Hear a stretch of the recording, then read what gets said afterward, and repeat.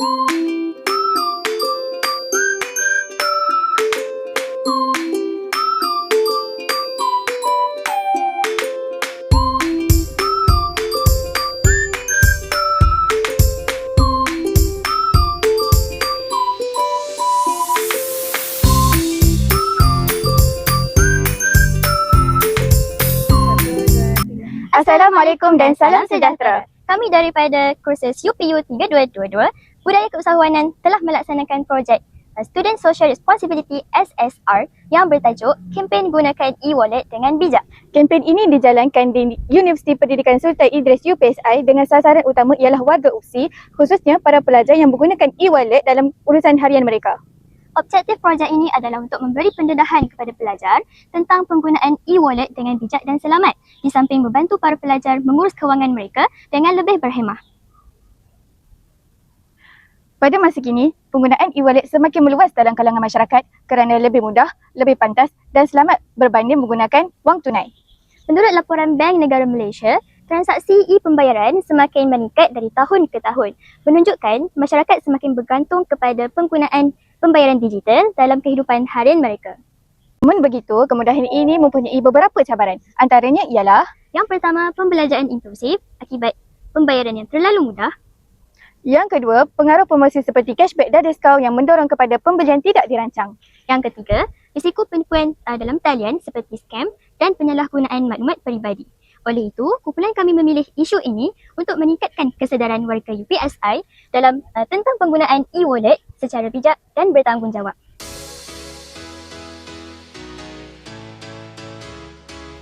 Sebagai salah satu aktiviti SSR, kami telah menghasilkan dan menyebarkan poster bertajuk Gunakan e-wallet dengan sebaiknya. Poster ini mengandungi maklumat penting seperti perbezaan antara keperluan dan kehendak, risiko perbelanjaan impulsif, risiko penipuan e-wallet dan 4 tips pengurusan kewangan yang bijak.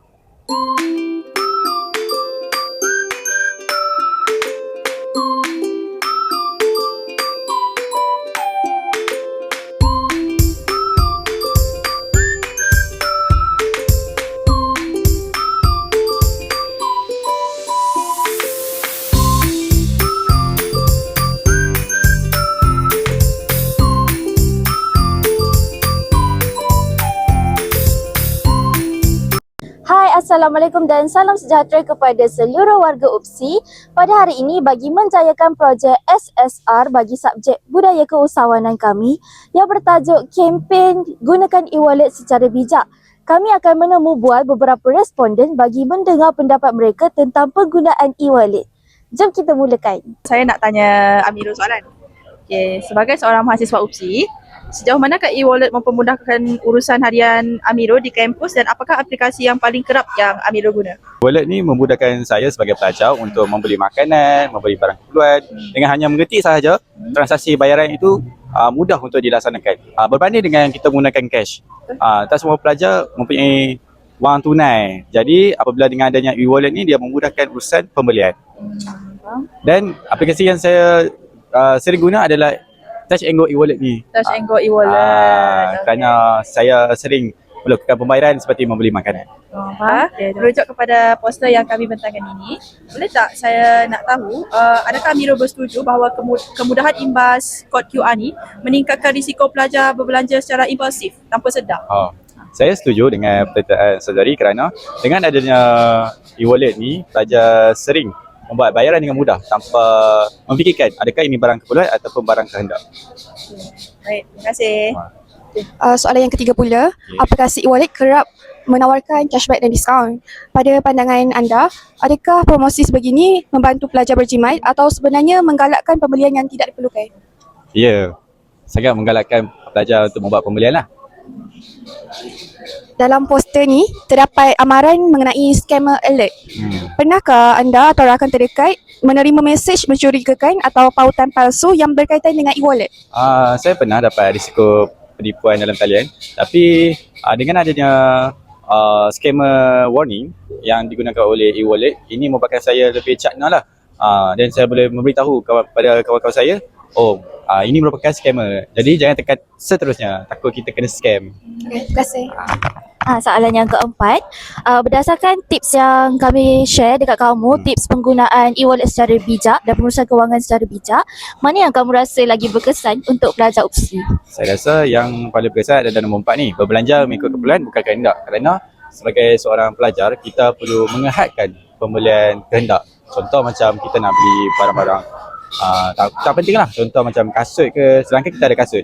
Jadi saya sarankan untuk pelajar gunakan e-wallet ni dengan berhemah. Maksudnya beli barang keperluan seperti makanan, barangan asas. Okey, untuk soalan yang terakhir, berdasarkan poster yang kamu nampak ni, kamu ada belajar benda baru tak? Ya, saya dapat belajar banyak benda. Contoh macam kelebihan e-wallet, risiko yang perlu diberi perhatian dan tips penggunaan bijak. Terima kasih. Okay, sama.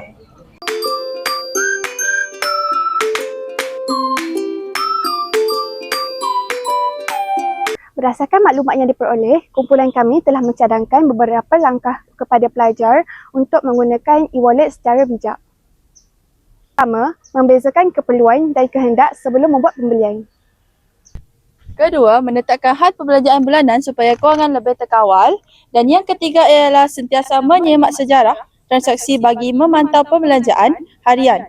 Dan keempat adalah meningkatkan kesedaran tentang keselamatan cyber dan tidak berkongsi kod OTP dengan mana-mana pihak. Yang terakhir, berdasarkan poster ni, lepas kita orang dah terangkan, ada tak kamu dapat pengetahuan yang baru? Ada. Poster ni sangat membantu dan banyak maklumat. Terima kasih. Terakhir, berdasarkan poster yang kami buat ni, adakah Syami mendapat pengetahuan yang baru? Bagi saya, berdasarkan poster ni banyaklah pengetahuan saya dapat, terutama dalam dari segi kelebihan kita guna e-wallet ni. Boleh mengeluarkan dari segi duit yang mana fizikal, kita tak perlu bawa fizikal, lepas tu just kita QR saja. Jadi mencepatkan masa lah juga dalam masa yang sama. Faham? Jadi membantulah dalam program ni. Terima kasih Syami. Sama. Saya mempelajari bahawa kepentingan pengurusan kewangan dan saya juga mempelajari bahawa pengurusan kewangan perlu disertai dengan disiplin. Kempen ini memberi kesedaran kepada saya bahawa teknologi yang memudahkan urusan harian juga mempunyai risiko yang perlu ditangani dengan bijak. Sebagai kesimpulannya, penggunaan e-wallet banyak memberi manfaat kepada pengguna terutamanya dari segi kemudahan dan kecekapan. Sama begitu, pengguna perlulah mempunyai kesedaran dan disiplin kewangan agar kemudahan ini tidak membawa kepada pembaziran dan risiko penipuan. Ingatlah, Mudah membayar bermakna bukan mudah untuk berbelanja.